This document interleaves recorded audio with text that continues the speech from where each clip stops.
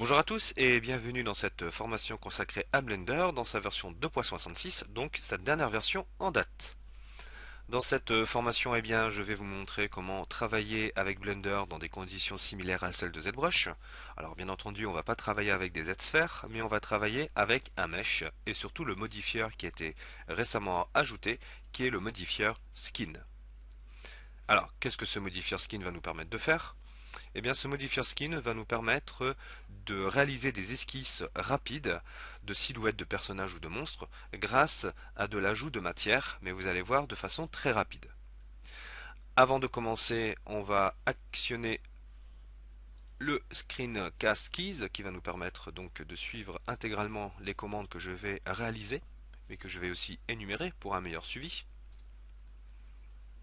Voilà, donc là vous avez toutes les commandes qui s'affichent en bas à gauche.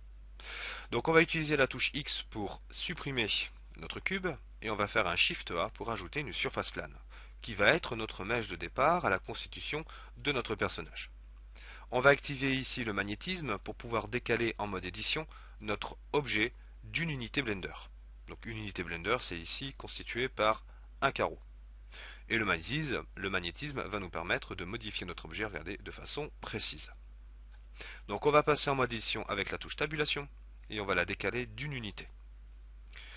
On va désactiver le magnétisme, on va sélectionner ici nos deux points, et avec la touche X, on va venir supprimer le Edge. Alors le Edge, c'est une ligne qui est constituée de deux sommets, que l'on appelle des vertex. On va maintenant quitter le mode édition avec la touche tabulation. On va se rendre ici dans l'Object Modifiers, et on va lui rajouter donc le fameux Skin. Et automatiquement, de la matière vient s'ajouter sur notre profil que nous avons réalisé grâce à notre surface plane. On va lui ajouter un autre modifieur qui s'appelle Mirror afin de travailler en symétrie. On va le monter d'un niveau pour avoir une meilleure topologie au niveau de notre mesh. Et on va surtout activer le clipping pour souder les deux parties l'une avec l'autre. Sinon vous allez avoir des mauvaises surprises lorsque vous allez étendre la matière. On va appuyer sur la touche Z et touche tabulation.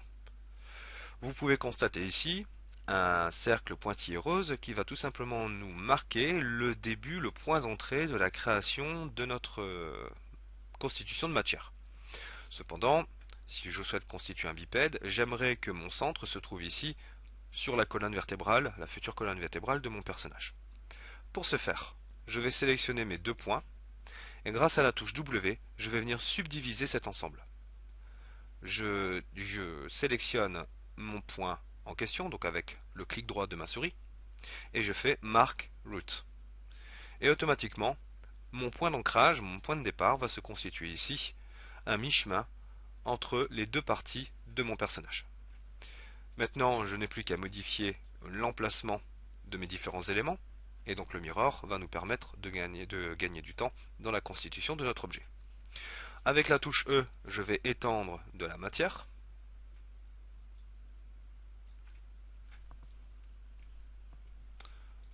Voilà, donc là avec la touche G, je vais modifier l'emplacement de la matière, vous voyez.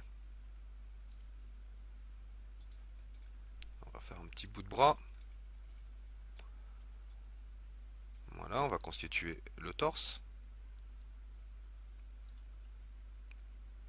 Voilà. On va venir ici par exemple abaisser donc toute cette partie là de notre personnage. Celui-ci, on va le monter.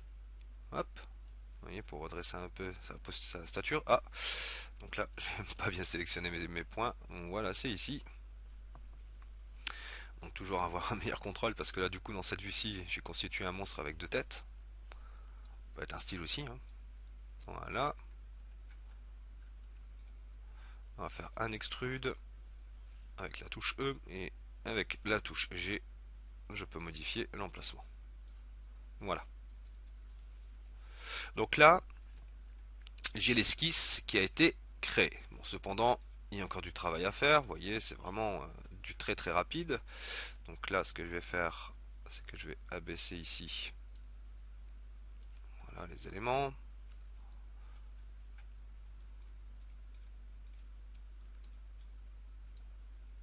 Voilà, Et puis après, par exemple, en vue de dessus, vous créez une rotation comme ça sur l'axe des Z pour avoir une orientation beaucoup plus naturelle de la posture de notre future création.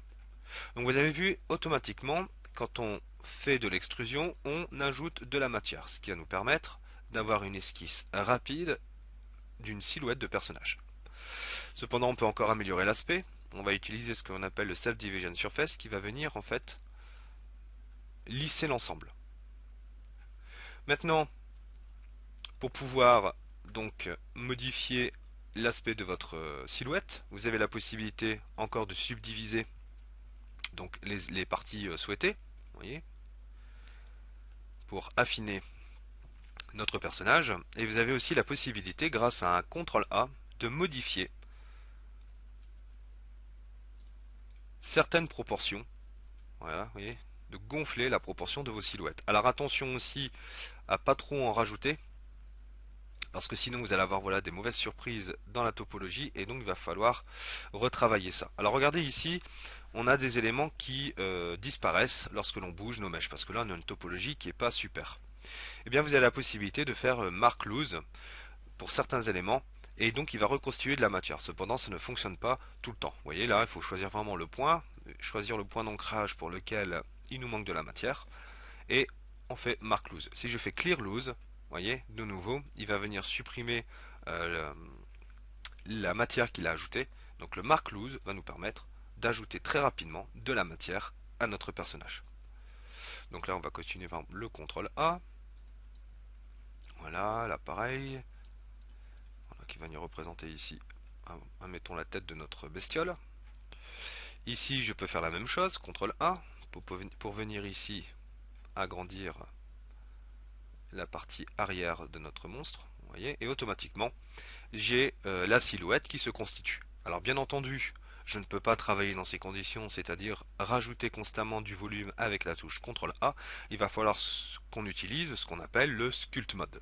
Cependant, le Sculpt Mode n'est pas du tout le sujet de cette formation actuellement. Je vous montrerai tout ça un petit peu plus tard. Mais je vous montre tout simplement que grâce au Skin Modifier, vous avez la possibilité de créer très rapidement la silhouette d'un personnage ou d'un monstre que l'on peut venir sculpter. Je vais vous montrer un des résultats suite au sculpt grâce à notre modifier skin, et on fera une formation par la suite qui va nous permettre de modéliser un autre type de personnage, un autre type de monstre de ce genre. Mais vous voyez que grâce au skin modifier et à la partie sculpture de Blender, on peut réaliser vraiment des choses très sympathiques. Donc voilà, ça c'était l'esquisse de départ qui a permis de réaliser le monstre que vous avez pu voir tout à l'heure. Et donc du coup, j'ai utilisé exactement la même méthode de topologie que précédemment avec le fameux Skin Modifier. C'est ainsi que se termine cette formation sur le nouveau modifier de la version 2.66 de Blender, et je vous dis donc à très bientôt pour de futures formations sur Blender.